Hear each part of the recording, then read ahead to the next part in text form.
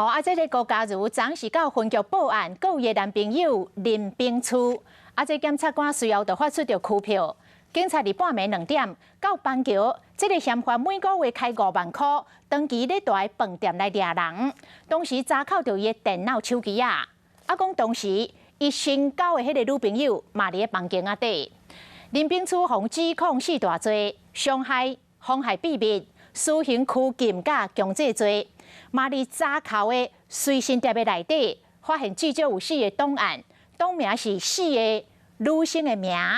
疑似讲这就是本案影片。4年8个月都打？没有。第一次吃饭吗？没有。李伟高嘉瑜和男朋友林炳初关伫饭店2天讲家暴，检警1号透早摕搜索票到邦桥富都饭店进行搜索。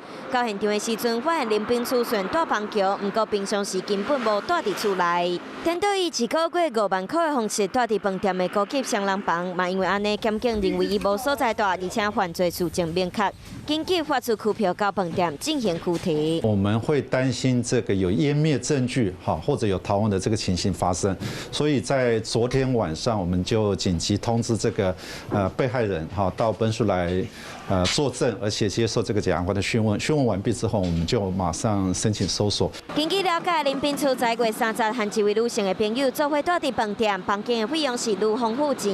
警方到现场的时阵，2个人拄要离开房间、离开饭店。林炳初阁对警方话讲并什么，原本无愿意配合，一直到警方提出拘票和搜索票，伊才讲会配合，讲问敢会使莫甲扣起来。